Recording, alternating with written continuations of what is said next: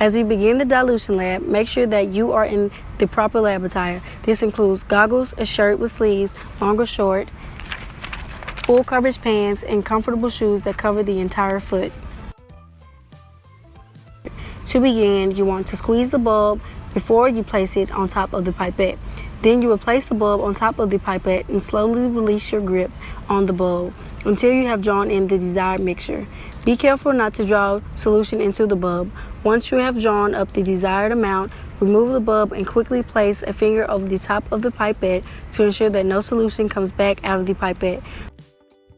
You will read the volume on your glass of water from the lowest point of the solution's meniscus at eye level. The meniscus is the curve in the solution, and we will explain how this forms in a later portion of the video.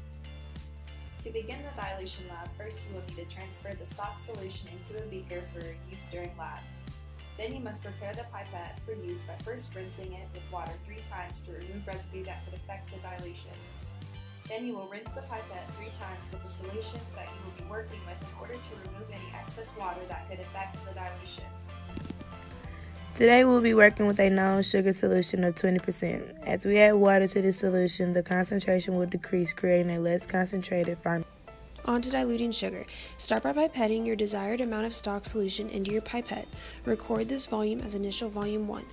Our initial volume is found to be 2.39 milliliters.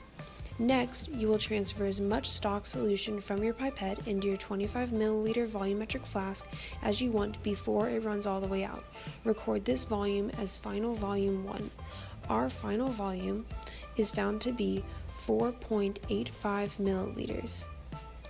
To get a more accurate dilution, you will need to use a transfer pipette to transfer water into the volumetric flask with your stock solution until it reaches the 25 milliliter mark. Each lab member should be able to perform this lab, so make sure you're on the lab hawk. Spread the sugar. While our other lab members are doing their dilutions, let's look deeper into what the meniscus is and how to read it. The downward curve of the water is called a concave meniscus. The concave shape is a result of the molecules in the liquid being more attracted to the sides of the glassware than each other. A concave meniscus is the result of more adhesion than cohesion and is more common than the convex meniscus, which is curved up as a result of more cohesion. Cohesion is the tendency for liquid molecules to stick to.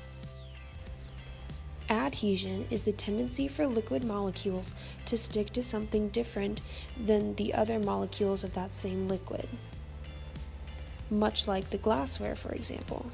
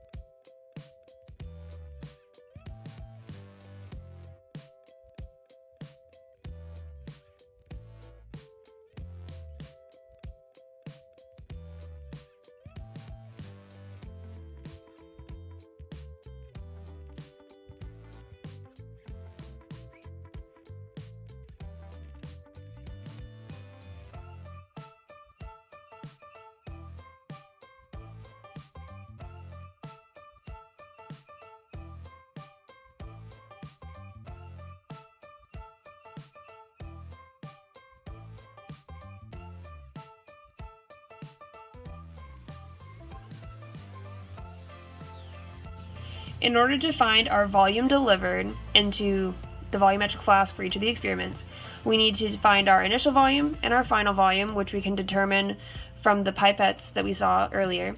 And we will subtract our final volume from our initial volume, and that'll give us our volume delivered. In order to determine the final concentration of each solution, we need to multiply the 20% stock solution by our volume delivered for the corresponding experiment, and then divide it all by 25 milliliters because that's our final volume, and then we will get our final concentration. Wipe down your bench after lab. Everything that we use today can be disposed of down the sink. Make sure that you wash all of your glassware, and then celebrate because you just diluted some sugar.